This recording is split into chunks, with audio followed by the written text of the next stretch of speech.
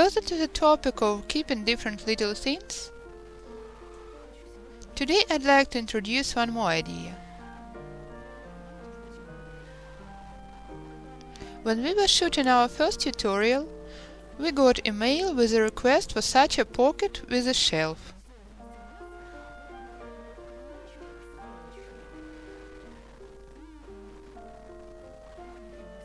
So we made up our minds to react to this request, so today we are glad to present our idea specifically for newcomers who've never tried weaving pockets like these. You can use a pocket like this at your entryway, kitchen, bathroom, powder room, etc. There can be lots of options of usage. What is most important about it is having two shelves. Besides, if you prefer using it in an entryway, you can add some hooks for key hanging and this way get a still more practical thing. At first I've tried making it round-shaped. However, in this case the lower pocket is not usable enough, because the upper shelf limits opportunities to use it. So finally I've decided to shift to an oval shape. If you still feel like creating a round base like this, you can use it for weaving owls. I'll share the links to some nice tutorials specifically for those who haven't tried it yet. I don't like wasting our time on repeating what has been shown many times already, so let's focus on our shape.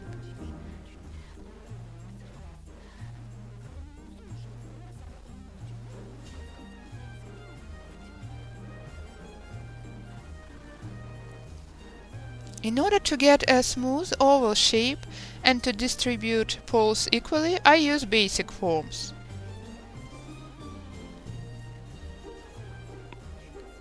Thank you, my dear weavers, for the ideas. I borrowed them from you. So first of all I create a pattern with the help of such a plate. I outline a circle, then shift to the plate and outline one more circle. Unite the circles and get an oval like this. I've calculated the required intervals between the poles and divided the oval into segments. Now, based on this pattern, I prepare a workpiece, an oval bottom. Recently, designs like a cherry blossom have become very popular. Another popular pattern is Chinese cross. I like it very much too, so I've decided to use a fragment of this pattern for my oval bottom, just for a change.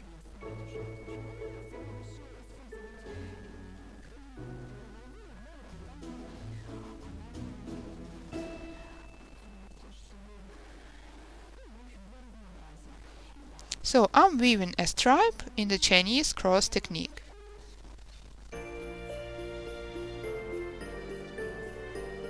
For this purpose I take two moistened tubes. They are painted with primer mixed with water half and half. The tubes are rather flexible. Such tubes are convenient for weaving patterns like these, the ones that require much twisting and bending. So, I use a Chinese cross pattern to start weaving an oval bottom.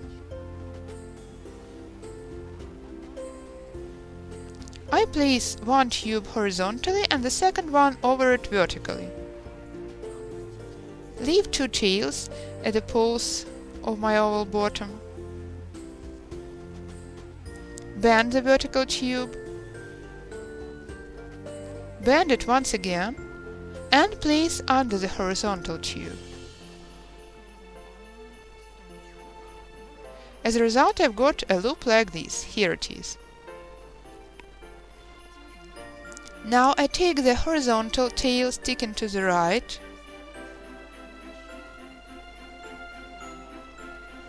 hug the vertical pole and the loop with it,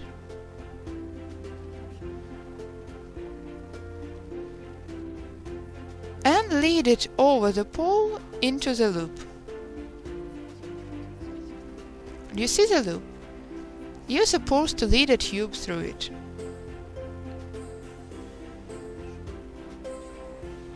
Now pull the tails tight.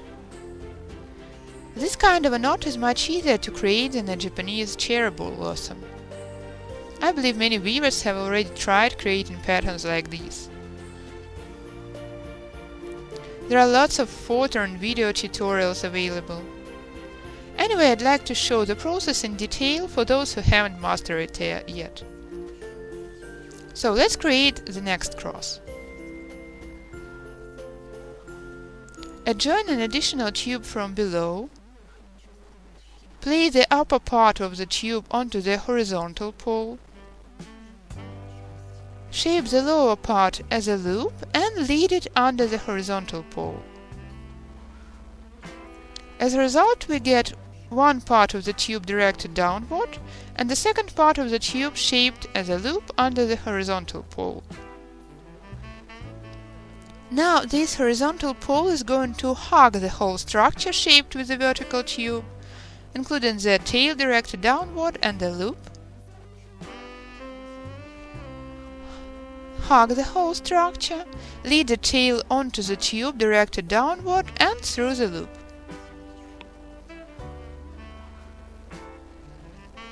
Now I have to pull the tails tight in order to make the cross smooth and neat looking.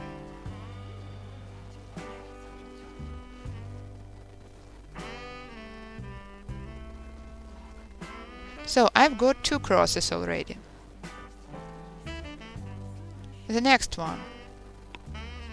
Let's repeat the process once again in detail.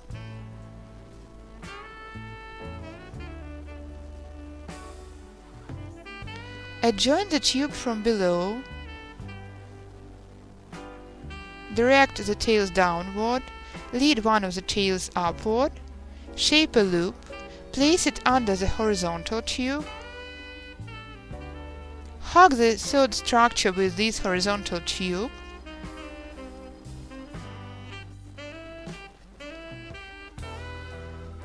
Lead the tail through the loop out. Now the process goes much faster. I hope you've already caught the way it goes. Since the tubes are painted with primer solution, they are flexible enough.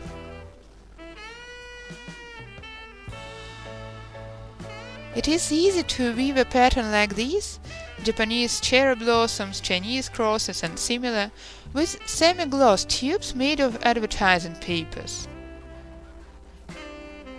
However, they are hard to paint. That's why primer half mixed with water and with some colorant added is a good option as well. It is rather hard to lengthen tubes while weaving this pattern. However, if you insert one tube into another deep enough, it will be okay. In this very pattern, I perform deep connection of tubes with the help of dragon glue. Here it is. I've poured a bit of glue into a smaller jar. It is easier using it this way. I believe school glue wouldn't be strong enough in this case, as the tubes get twisted a lot.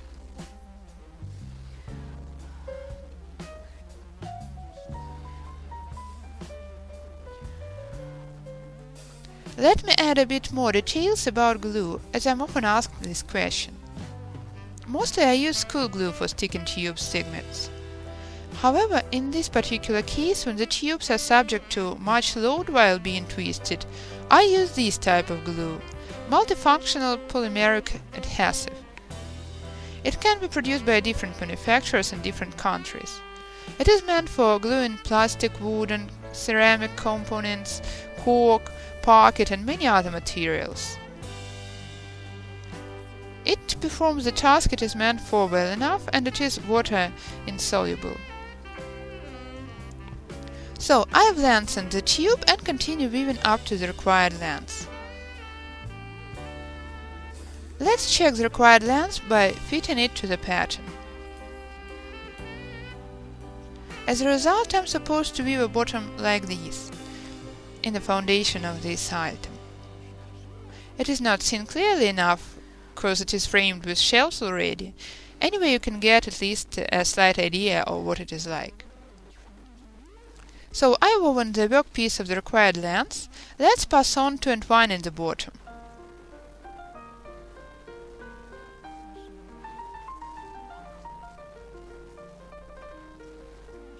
So I'm weaving the standard rope-like technique.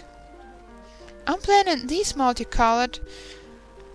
shelf multicolored like a homespun carpet. I'd like it to be fun.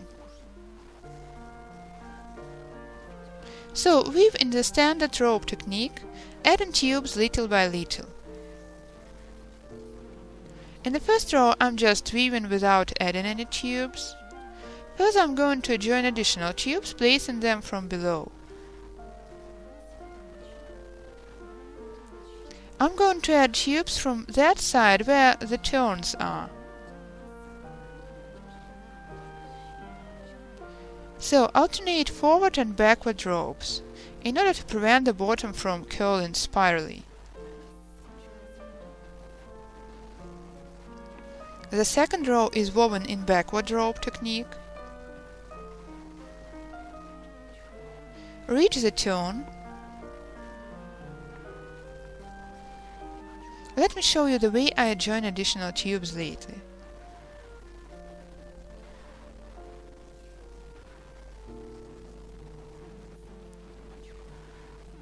I just place it from below like this.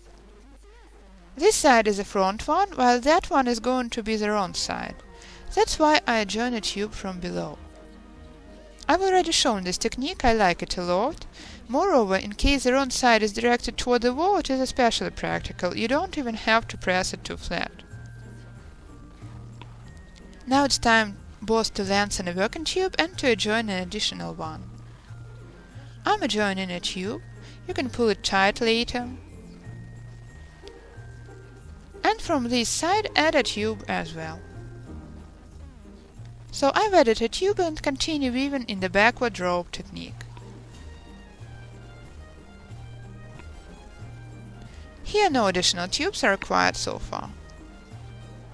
The intervals between the tubes are sufficient and they are not going to increase much, so I add tubes only on the curves.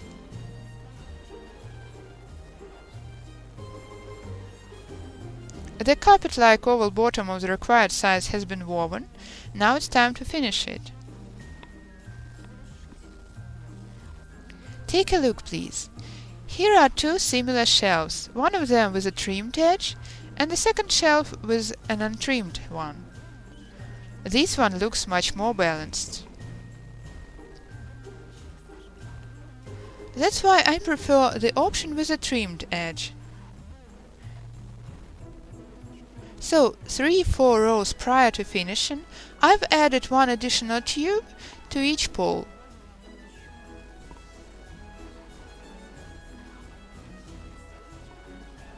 Surely it's rather wasteful in terms of tubes usage.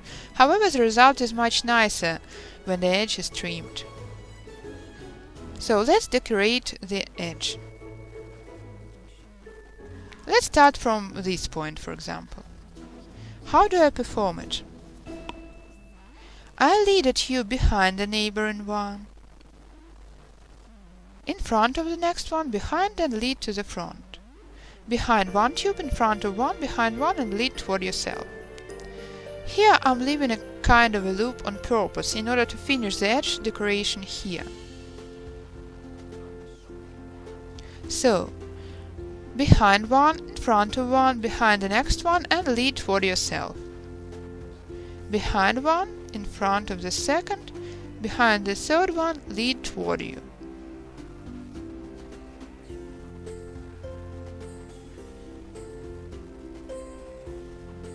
Behind one, in front of the second, behind the third one, lead toward you and continue this way up to the very end. So let me add that it's very important for tubes to be wet. They get dry very fast in the summer. That's why I moisten them in the process of weaving. So finish according to the pattern. There must be a tube tail sticking from behind of each pair of poles. There are still 2 vacant gaps left. Lead the pole behind the first in front of the second one through the next vacant gap and finish according to the pattern.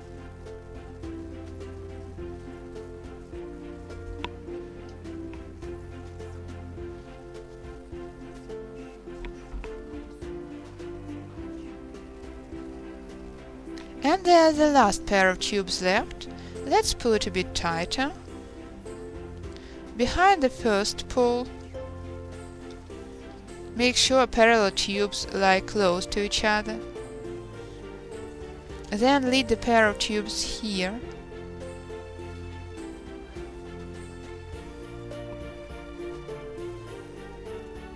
And lead it out through the last vacant gap. That's all, the first stage of edge trimming is finished. Well, actually there's nothing to pull tight, everything lies smooth enough. The next stage of edge trimming in order to shape it like a braid. Well, actually it's up to you, you can invent your own technique of edge trimming. I personally would like to trim my edge like this. So you can start with any pair of tubes you like, it doesn't matter at all. So take a pair of tubes and lead it through a gap you've created, placing your pair onto the following pair of poles.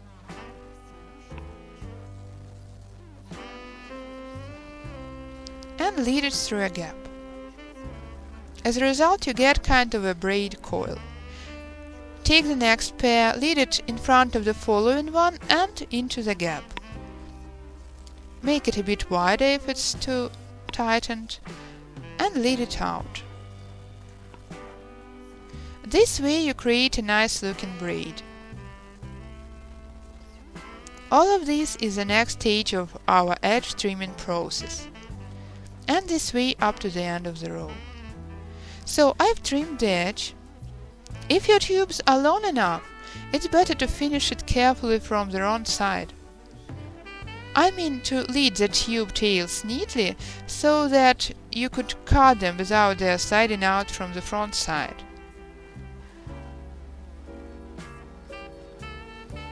It is the way I finish if my tubes are long enough.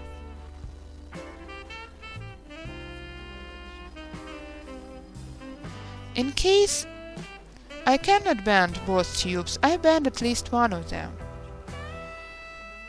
After I cut the second tube, it will be fixed by the first one anyway, so it is unlikely to slide out.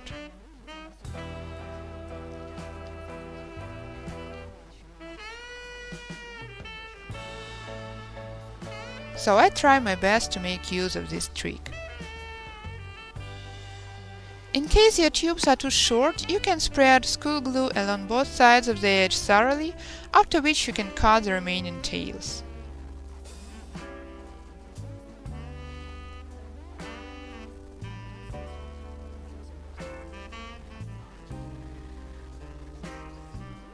As a result, I've got such a carpet, a workpiece for a future pocket.